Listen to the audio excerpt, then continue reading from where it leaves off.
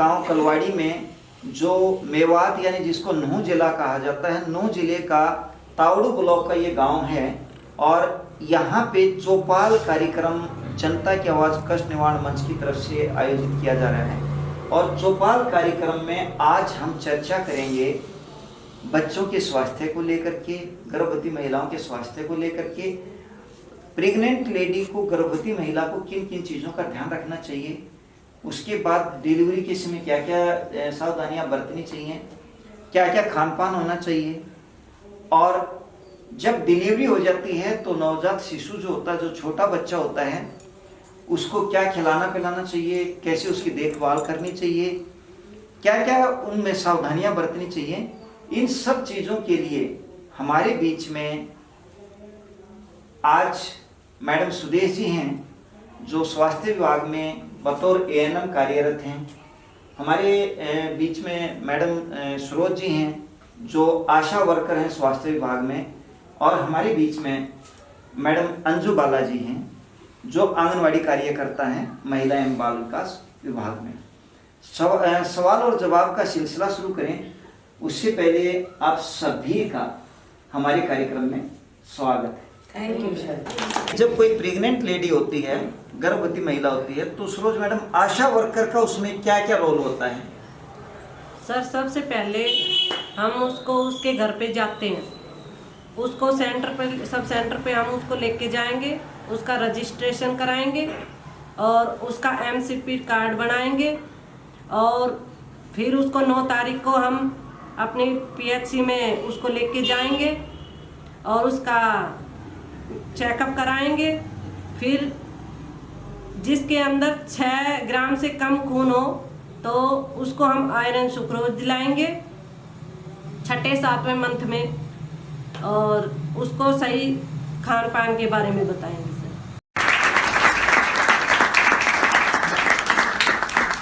Madam आप थोड़ा सा बताएं हमारे दर्शकों को, सभी को, कि गर्भवती महिला को किन किन बातों का ध्यान रखना चाहिए? सबसे पहले हमें पता लगे कि हमारी बहू को भाई अब गर्भ से हो गई है, पता तो लग ही जाता है मोस्टली, तो उसमें आप उसका विशेष ध्यान रखें कि वो हमारे पास आए। सबसे पहले आंगनवाड़ी में आए, आंगनवाड़ी वर्कर मेरे पास आए, मैं उसको सबसे पहले आयरन, अपना फोलिक एसिड की टैबलेट और उसको आयरन, कैल्शियम और उसको रेस्ट के लिए बोलूँगी, और पहला टीका मैं उसको 2 से 3 महीने के बीच में अलाउ करूँगी। बशर्ते तो हमारी एक हेल्थ गाइडलाइन के अनुसार ये है कि जब भी हमें महिला का पता लगे कि इसको पेट में बच्चा ये गर्भ से है तो उसको तुरंत लगवा दो, चाहे उसको 2 ही महीने क्यों ना हुए हो, 1.5। कई बार एक कंफ्यूजन होता है कि 3 महीने के बिना हम टीका नहीं लगवाएंगे, ये गलत है। 12 वीक्स से पहले ही हम उसको एंट्री करके रजिस्ट्रेशन करके उसको टीका लगाएं और उसको खान पान के बारे में बताएं कि वो पौष्टिक आहार ले, हरी सब्जियां जैसे दूध, दही, हरी सब्जियां, इस तरह की चीजें ले, आयरन, जो हमारे पास कैल्शियम होती है, फोलिक एसिड हम आपको अपने पास से देते भी हैं और उपलब्ध कराते भी हैं। और पहला टीका जब भी आपको पता लगे कि गर्भवती है, उसको पहला टीका जब भी पता लगे लगवाएं, दूसरा टीका उसको 1 महीने के अंतराल पे लगाएं।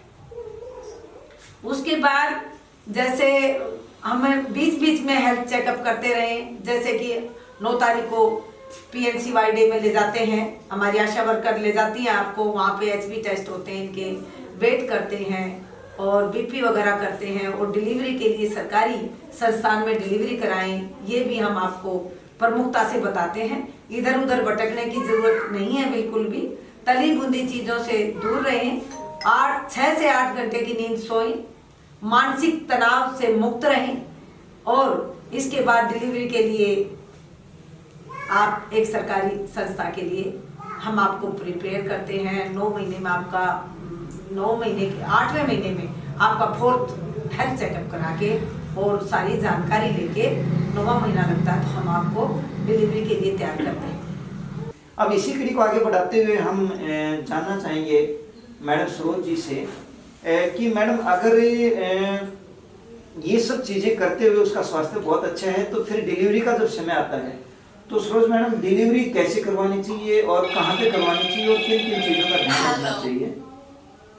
सर, डिलीवरी हमें अपने सरकारी हॉस्पिटल में ही करवानी चाहिए और साफ सफाई का ध्यान रखना चाहिए।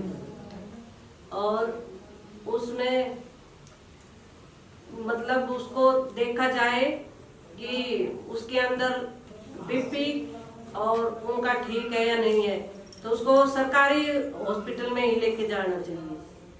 अगर बाई चांस उस समय उसके पास सरकारी संस्थान उपलब्ध नहीं है, तो जहाँ पे भी उसका नज़दीक है, लेकिन एक जो है प्रशिक्षित दाई से ही या एक प्रशिक्षित जगह पे ही जाके डिलीवरी कराएं।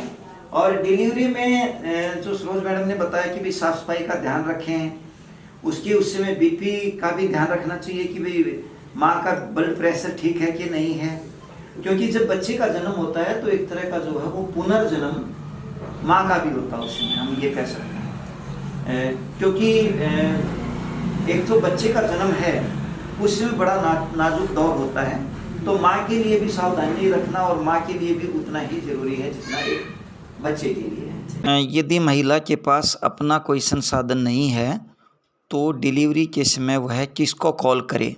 मैं आपसे जानना चाहूँगा कि क्या ऐसी सरकार की कोई व्यवस्था है कि मान लो यहाँ एक, जैसे हम कलवाड़ी गांव में इसमें बैठे हुए हैं और ये मेवात जिले का यानी नूंह जिले का कलवाड़ी गांव पड़ता है जो तावड़ू ब्लॉक में है, तो सरकार के पास ऐसा भी कोई एम्बुलेंस प्रोविजन है जो आप बताना चाहोगे कि भाई जो गर्भवती महिला के पास अगर अपना साधन नहीं, अपना संसाधन नहीं है, तो वो किसको कॉल करे उस समय? क्या सरकारी कोई ऐसा संसाधन है? हाँ जी, वो है, हमारे पास एम्बुलेंस है। जिसके पास कोई साधन नहीं है तो वो एम्बुलेंस हमें फोन करेंगे, हमें बताओ। यानी सरोज मैडम ये कहना चाह रही है कि वो आशा बहन जी को बता दे, और आशा बहन जी का जो प्रावधान है वो सरकार का सभी जगह उपलब्ध है, हर राज्य में उपलब्ध है। तो आशा बहन जी को वो बताए कि भाई इस समय संभावना है, तो आशा बहन जी करेंगे। वैसे बाई चांस से आशा बहन जी उसमें उपलब्ध नहीं हो, या ऐसा भी हो सकता है कि एक ही समय एक ही क्षेत्र में एक आशा बहन जी के पास 2 महिलाओं की डिलीवरी आ जाए, तो क्या कोई ऐसा हेल्पलाइन नंबर भी एम्बुलेंस का जो आप थोड़ा सा बताना चाहेंगे? या सरोज मैडम, सुदेश मैडम आप बताना? हाँ बिल्कुल है जी। यदि एक ही समय में 2 हमारे पास डिलीवरी आ जाती हैं तो कोई दिक्कत ही नहीं। हेल्पलाइन है हमारे पास, अपना जीएच से भी है, सीएचसी तावड़ू से अलग है, अपनी पीएचसीओ से अवेलेबल अलग है। आपको हर समय हर चीजें उपलब्ध कराई जाएगी और कराते भी हैं और हो भी रही है हमारी। और हम तो बार बार आपको यही कहते हैं कि डिलीवरी इंस्टीट्यूशनल डिलीवरी या कि संस्थागत डिलीवरी हो, हॉस्पिटल में ही कराएं। और हर एम्बुलेंस पीएचसी, सीएचसी या जीएच पे एम्बुलेंस उपलब्ध है, और एक समय में 3 भी हो जाए तो हमें कोई दिक्कत नहीं। इसमें जो सुदेश मैडम जो एम्बुलेंस है वो निःशुल्क सरकार की तरफ हाँ से है या उसका कोई चार्ज देना पड़ता है? नहीं जी, निःशुल्क है लाभार्थी को। हाँ, लाभार्थी को कोई चार्ज नहीं देना होता, ये निःशुल्क सेवा है सरकार की। ये भी आप दर्शकों के लिए या सबके लिए बहुत अच्छी बात है कि यहाँ पे हरियाणा सरकार ने स्वास्थ्य विभाग में निःशुल्क सेवा जो है एम्बुलेंस की दी हुई है। जब डिलीवरी हो जाती है तो उसके बाद माँ को किन किन बातों का ध्यान रखना होता है? अंजू मैडम, हम आपसे जानना चाहेंगे, जो सवाल है वो ये है कि जब डिलीवरी हो जाती है तो जो नवजात शिशु होता है उसके लिए माँ को क्या ध्यान रखना चाहिए, और उसे जो बच्चे का है उसको उसमें क्या खिलाना पिलाना चाहिए, क्या क्या इस पे आप जानकारी देना चाहेंगे? सबसे पहले तो ये है, जब बच्चा होता है उसको 1 घंटे के अंदर माँ का दूध पिलाते हैं, वो सबसे ज्यादा जरूरी है। उसके बाद 6 महीने तक हम बच्चों को सिर्फ माँ का दूध ही पिलाएंगे। हाँ, माँ अपनी सारी पौष्टिक आहार, संतुलित भोजन करे, और ऊपर से हमने बच्चे को पानी वगैरह कुछ नहीं देना है। तो 6 महीने तक हम बच्चों को माँ का दूध ही पिलाएंगे। और बच्चे की साफ सफाई और बच्चे को गर्म आट देनी चाहिए।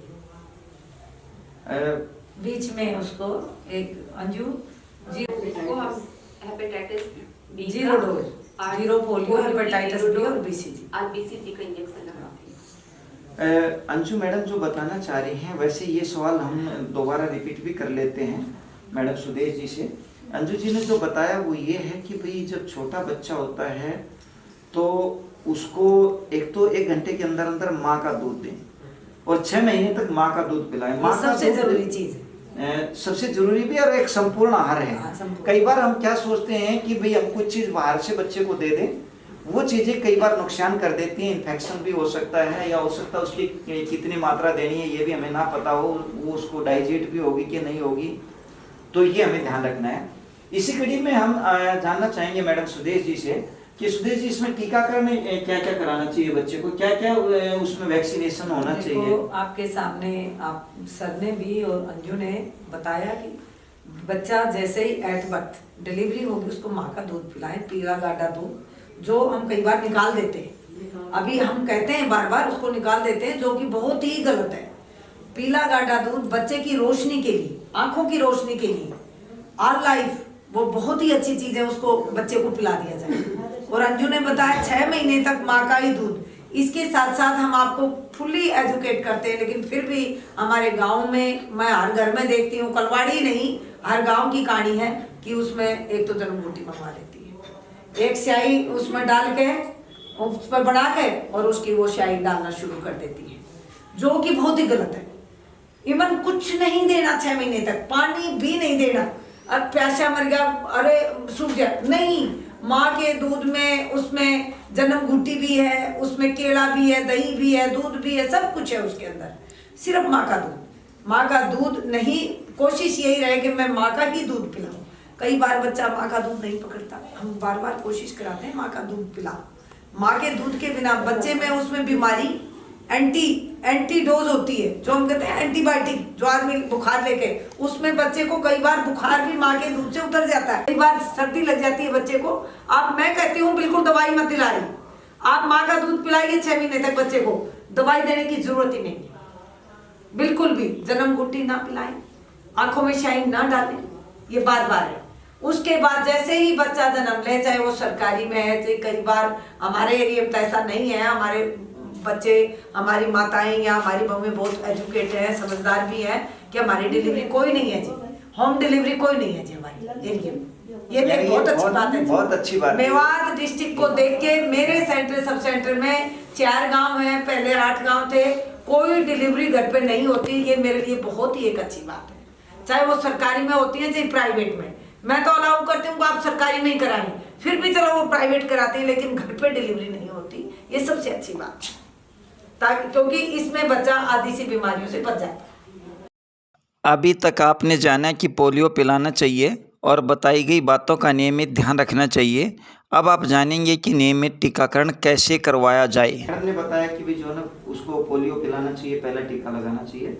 तो आगे जो नियमित टीकाकरण है वो नवजात शिशु को कैसे हो, ये भी सुदेश मैडम एक बार जरूर। ऐसे जैसे बच्चा ने जन्म लिया 24 घंटे के अंदर अंदर हेपेटाइटिस बी, जो कि हमारा पीलिए के रोग से बचाता है। एक होता है बेसिलस वैक्सीन होती है हमारी BCG, जो कि टीबी से सारी उम्र के लिए बचाती है, 24 घंटे के अंदर की बात कर रही हूँ। और एक होती है ओरल पोलियो, जिसको हम OPV कहते हैं, ओरल पोलियो वैक्सीन, जो पोलियो पल्स पोलियो अभियान चलाते हैं 24 घंटे के अंदर। वो तो 5 साल तक के बच्चों का है, डोज वही है, लेकिन 24 घंटे के अंदर हम ये 3 चीजें दे देते हैं। तो एक तो अपंगता से, एक टीबी से और एक पीलिए से बच्चा बच जाता है सारी उम्र के लिए। 24 घंटे के अंदर इन चीजों का जरूर ध्यान रखें। 6 सप्ताह का हो जाता है तो हम एक पहला टीका, पहले हमारे पास होता था DPT, जिसमें काली खांसी, गलघोटू और टेटनस, इन तीनों चीजों से बचाने के लिए वो दवाई होती थी। अब उसी टीके के अंदर 8 बीमारियों से बचाने की दवाई डाल दी है। उसी के अंदर काली खांसी, गलघोटू, टेटनस, पीलिया, पोलियो और निमोनिया और टाइफाइड और हेपेटाइटिस बी, 8 बीमारियों से बचाने का टीका, जो मैं जान पे टीका लगाती हूँ, इस पे और इस पे, वो दोनों डोजें 8 बीमारियों से बचाने के लिए बच्चे को वो लगती हैं। दर्द भी होता है बच्चे को, मैं मानती हूँ, मेरे पास बच्चे आते हैं उनको दर्द होता है, रोता भी है, 2-3 दिन तक बुखार भी आता है, लेकिन उस टीके को जरूर लगवाएं 6 सप्ताह के अंदर।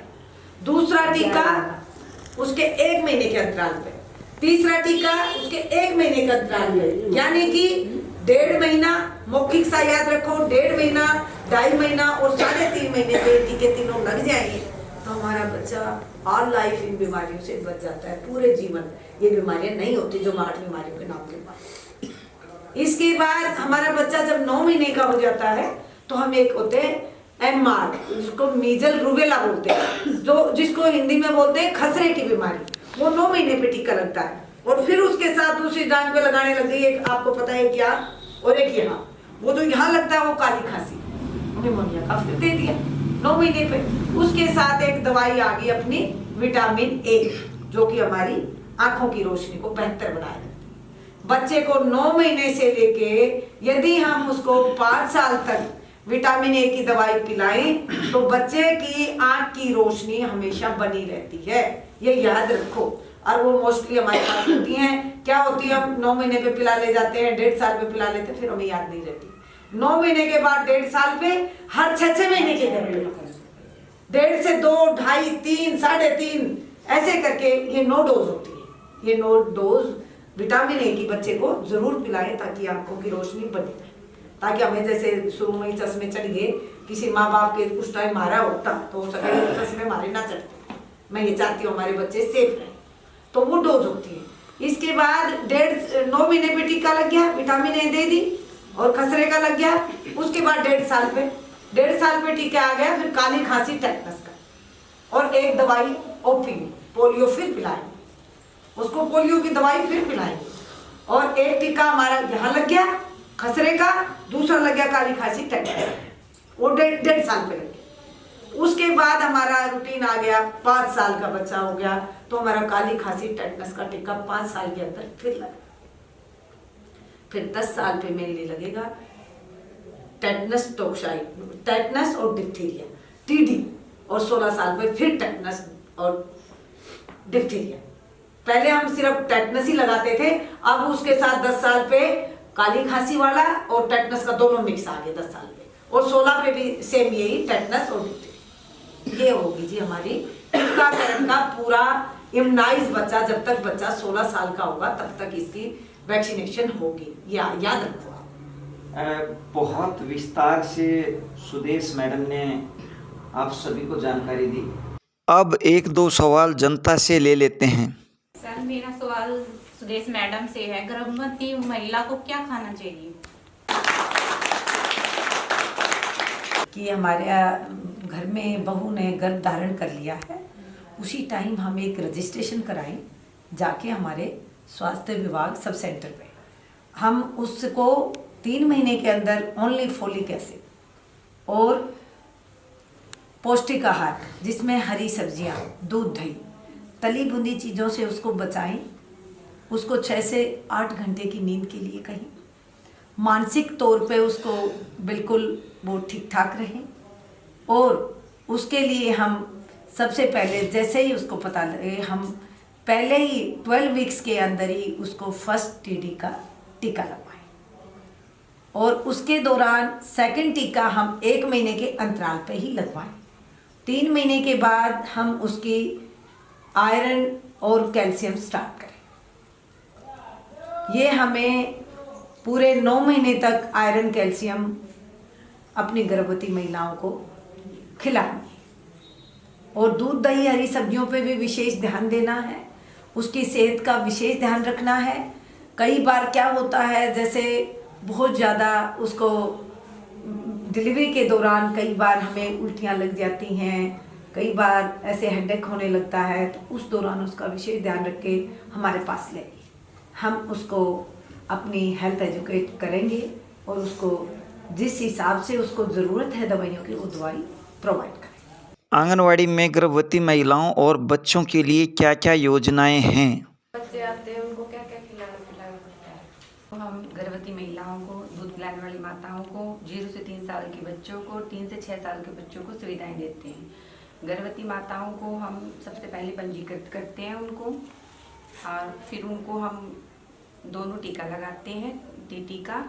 और उनके लिए फिर हम जो पंजीकृत होती है, जो पहली गर्भवती है फर्स्ट टाइम, उसको हम प्रधानमंत्री जो PMVY की फॉर्म है, प्रधानमंत्री मातृत्व वंदना योजना की, उसकी सुविधाएं देते हैं। उसको सबसे पहले बताते हैं कि कौन कौन से कागज़ आपको तैयार करवाने हैं।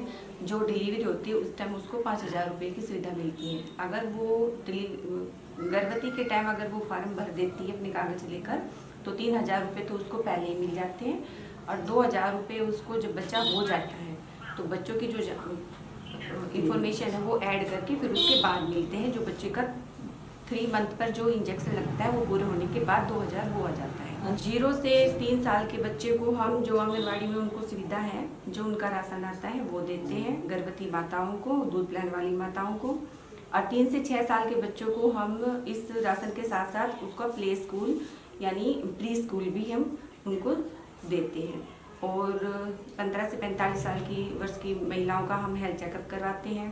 हर मंथ हम बच्चों का 0 से जो 6 साल के बच्चे हैं उसका हर मंथ हम उसका हाइट वेट लेते हैं। आखिरी सवाल और ले लेते हैं जनता से। बच्चे की देखरेख कैसे करनी चाहिए? देख कैसे करनी चाहिए मैम, आप बताओ। मैं बताऊँ? जैसे ही बच्चे ने जन्म लिया हम उसकी देखभाल कैसे करें। बताया था कि डिलीवरी हमेशा सरकारी हॉस्पिटल में या संस्थागत डिलीवरी कराएं। बच्चे का जन्म हुआ, माँ और बच्चे का विशेष क्लीननेस सफाई का विशेष ध्यान रखें। माँ का पहला दूध बच्चे को पिलाएं। 6 महीने तक ही लगातार माँ का ही दूध पिलाएं। और जब एट बर्थ बच्चा जन्म होता है उसको 24 घंटे के अंदर हेपेटाइटिस बी, OPV और BCG का टीका लगाएं।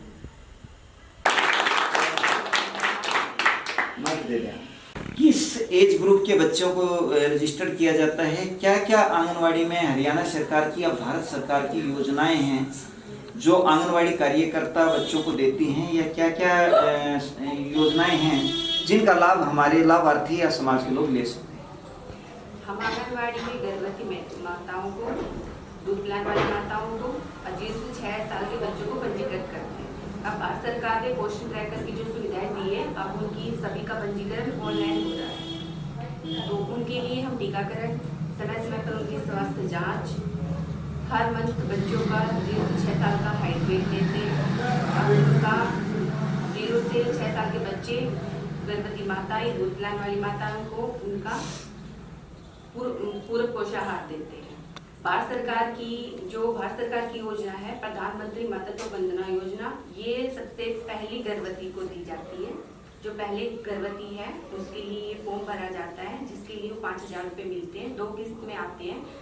सबसे पहली किस्त अगर वो गर्भवती है 9 महीने के अंदर 3,000 रुपये, बच्चा होने के बाद उसका 2,000 रुपये आता है। फिर है अपनी मुख्यमंत्री मातृत्व सहायता योजना। ये जो हरियाणा सरकार की है, हरियाणा सरकार की एक ही योजना है। एक है आपकी बेटी हमारी बेटी। जो BPL धारक है या फिर अपनी जो जनरल में आते हैं उसकी तो 2 लड़कियों पे है, और जो BPL है या SC कास्ट के हैं उसकी पहली ही बच्ची पर ही फॉर्म भरे जाते हैं, जो 21,000 का बूंद है। पहली लड़की पर, दूसरी लड़की पर और तीसरी लड़की पर। और मुख्यमंत्री मातृत्व सहायता योजना है, ये जो दूसरा बच्चा होता है, जो भी माता है उसको जो दूसरा बच्चा होता है उसके लिए तो मिलता है 5,000 रुपये। अगर लड़का है तो उसको ये इकट्ठा ही एक किस्त में राशि मिल जाती है 5,000 रुपये की। और अगर किसी की सेकंड लड़की हुई है, पहला लड़का हो या लड़की है, तो जो दूसरी लड़की हुई है उसके लिए वो ही है प्रधानमंत्री मातृत्व वंदना योजना। उसका एक ही किस्त में 6,000 रुपये आते हैं। अगर वो दूसरी लड़की है तो उसको भी फॉर्म हमारे आंगनवाड़ी से ही भरे जाते हैं। भारत सरकार ये सुविधाएं जो फॉर्म का है गर्भवतियों का और लड़कियों का, ये प्रोवाइड करवा रही है। कार्यक्रम में आपने बच्चों के बारे में, प्रेग्नेंट लेडी के बारे में, नवजात शिशु के बारे में बहुत विस्तृत जानकारी दी हमारे दर्शकों को। इसके लिए आपका हमारे कार्यक्रम में आने के लिए धन्यवाद।